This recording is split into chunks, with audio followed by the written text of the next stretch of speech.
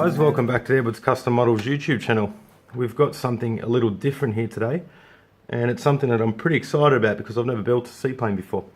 It's Kitty Hawk's Os2U Kingfisher in 1/32 scale. It's a relatively new kit. Maybe it has the date on here somewhere. I haven't. 2015, so it's only a couple of years old, 3 years old now. Well, 2 years old essentially because I need to start at 18. So let's crack the box and have a look. On the box, you've got a bunch of different markings here.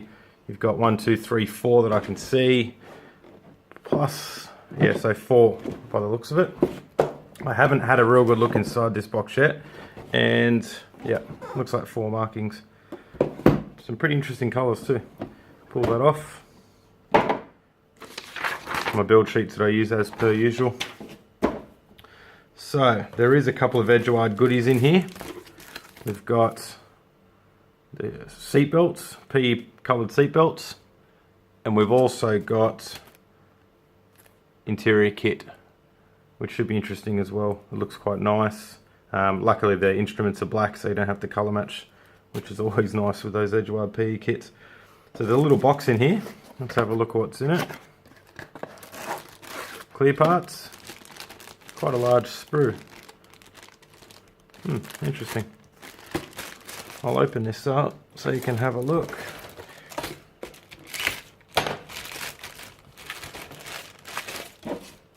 I'll move this to the side. So the clear parts look quite good.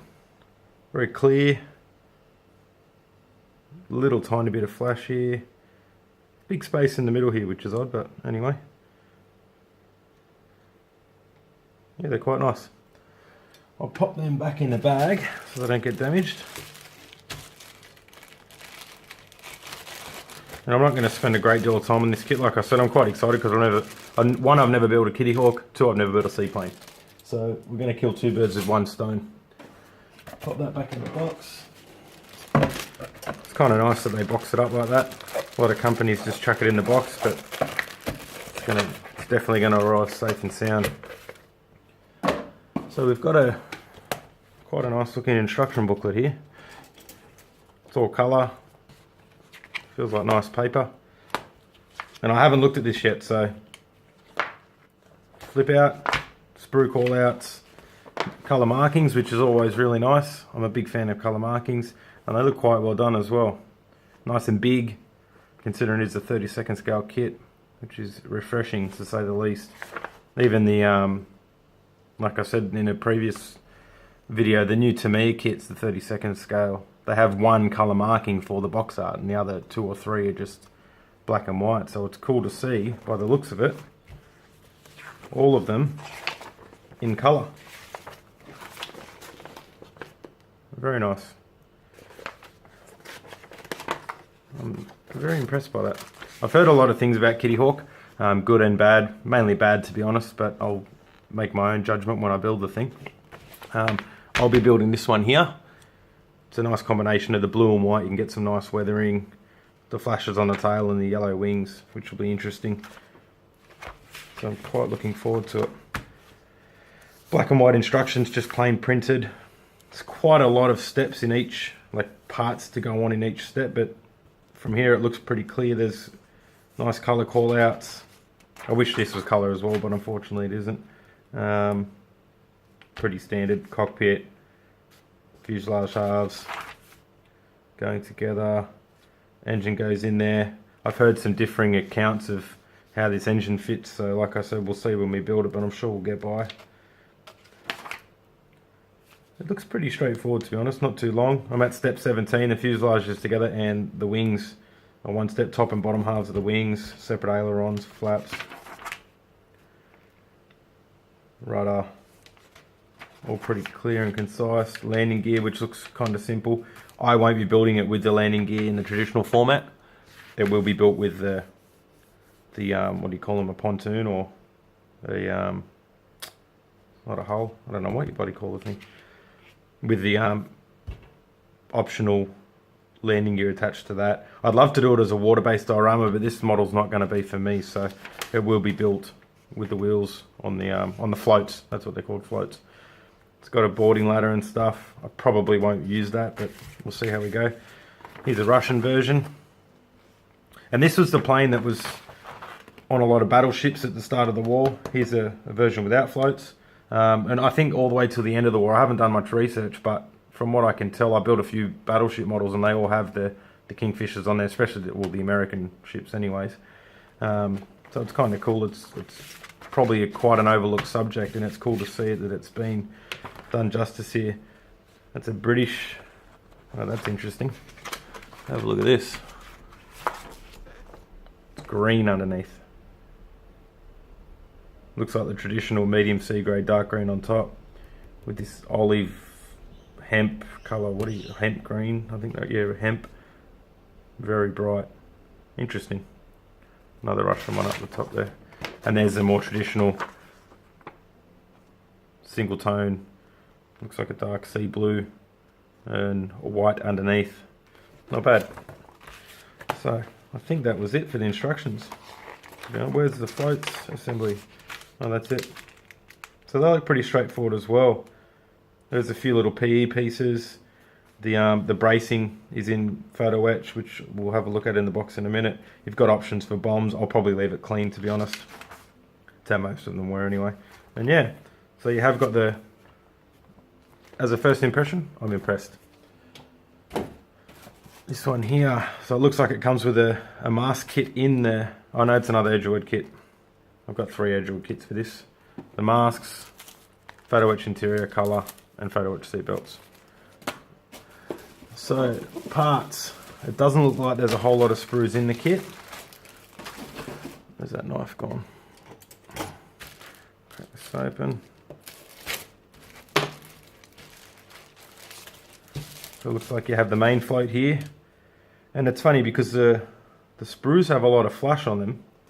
The parts don't. It's quite a funny colour. It reminds me a little bit of Airfix, but it's very hard plastic from what I can tell, not the soft Airfix. It's just the light colour maybe that makes me think that. Not bad details, not the best, but not bad. The riveting's quite nice. It's consistent all the way around. As you can see here, looks okay. These struts have to cut these ejection pins off, which is nice that they didn't put them on the part. They're on an external piece. There's that boarding ladder. Quite nice and fine. It looks like it's in scale. The wing floats. Maybe do some oil canning effect on these will come out nice as well. That's the first sprue. It's got the wheels on it as well. The wheels aren't the most detailed. They are split down the middle. I personally don't like it. I actually like rubber wheels. Everyone hates them, but I tend to like them. Not the best detail, but give it a wash. It'll look good. You've got 2 options. You've got a flat hub and the open hub as well. Put that aside. The wings.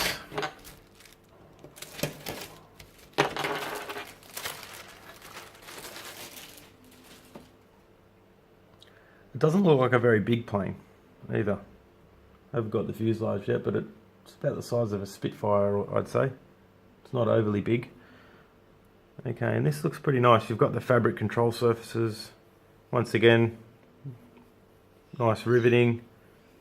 The surfaces look pretty good. They're nice and smooth. You can see these lines in the plastic itself, but that's from the mold. It's not actually in the plastic. You can't feel it. It's the 2 different plastics hitting and mixing in the mold, so it's nothing to worry about. Very nice smooth finish though. No texture whatsoever, which is nice. Wash is nice. Going to come up nicely on it. A little bit of flash here, but nothing too serious. Yeah, Kitty Hawk 2015. Looks pretty good. I think that'll work quite nicely. Here's the fuselage.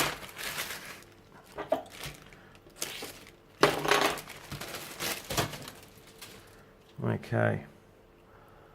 Overall, I think it's quite nice as well. The detail doesn't fade out. The riveting doesn't fade out as you go around. On the top side it gets a little bit shallower, but it's nothing major. It's all nice. Little tiny bit of flash, but nothing that you can't clean up in 2 seconds flat. Bulkheads, they're only detailed on one side, which is obviously not needed on the other side anyway. So here's your standard instrument panel, which has got nice relief. So I'm going to weigh out my options. I do like painting them because they look quite 3-dimensional as well, so maybe use a combination of 2, some of the photo etch, some of the kit parts. I'll see what looks the best. couple little detail items here. Little satchel for maps or so forth. I've seen that in the Corsair too, same sort of thing. Your bombs here, they're tiny little things. I don't know what they'd be, 50 kilos or something, they're tiny. So yeah, as you can see, it's not very big. With the engine on, a little bit longer than a Spitfire.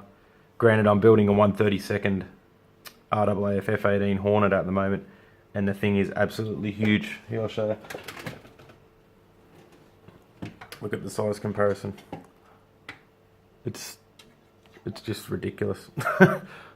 There's a 32nd modern jet versus a World War II, or pre-World War II as well, and that's a twin seat single engine plane. So I don't build many jets, but every time I do, I'm shocked at the size. Even a 1/48 scale modern jet is the size of a 32nd scale fighter. They're just massive. Pop that down there.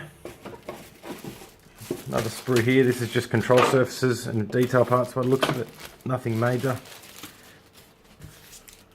Rudders, looks like ailerons. Everything looks pretty good. A little bit of flash, but nothing severe. There's the instrument combing. Machine guns, not bad. It is split in half, which is a bit of a shame. It would have been nice if they just moulded the other side on there, but we can work with that. Seat bucket, I think that's the rear seat. One of the exhaust manifolds has got quite a prominent seam line. Actually, I think that's a weld line. It looks deliberate. It is deliberate. It's a seam line where the two manifolds are welded together. That's the two cast pieces. Nice to see that detail. That'll come up nice as well. Another one here, a little bit of flash, but once again, nothing crazy. To be honest, looking at this, it looks better than every Rebel kit I've ever opened, so that's saying something. So far, I haven't really got anything bad to say. If you put it next to a new Tamiya or Trumpeter or anything like that, it's probably a little bit outdone, but once it's built and all together, I think it'll look quite nice. Engine here, got nice relief on the cooling fins, front and back. Push rods, quite nice and fine. I have a feeling this hard plastic will be quite brittle though, so you've got to be careful removing them from the sprue and cleaning them up. Looks like the ignition ring or something there. There's the pilot seat, pretty plain. I might make a seat cushion up with milliput or something. This is the cowls that are partially opened. Quite nice, a little bit of flash again. I do like how they've done the ejector pins off all the parts though. I think that's quite nice. These are the cowls themselves. Pretty thin. Propeller, looks tiny. Look at that. It's minuscule. Most 32nd props are about this big. Surprising. I'm sure it's, I might do some measurements and compare it, but I'm sure it's right, but it's just minuscule.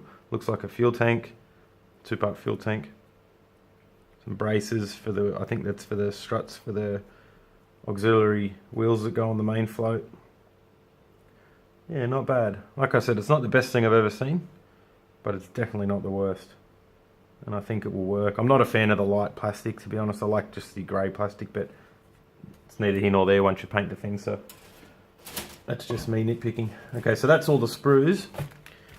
Here you've got your decals. It's in a nice Ziploc bag, which is unusual. I don't think I've really seen that before, unless it's the Fisher kit or something like that, where it's quite an expensive high-end. Here's your photo etch. It's got a plastic laminate on it. It's quite a thin photo etch. Well, it's about medium, but it's soft, which is nice. It's got seat belts, buckles, some levers, controls. Looks like part of the switchboard, a gun sight, which is kind of cool. That's for the rear gunner, I think. Yeah, I won't be using the seat belts because I've got the photo etch ones, but then again, I might even make some of my own out of tape or something, get them nice and scrumpled up. What else have we got? Another decal sheet here, a little one, with the instruments on it. Once again, it has a little plastic sheath. So they're quite nice, but the problem is they're very grey. And I never use plain white and I never use plain black on models. But even when you put a drop of grey in there or use a rubber black or something, it's still not that grey. That's not black. So that being said, I might have to go, if I can get it. Yeah, look at the difference in colour. I might go with the photo etch one, which is the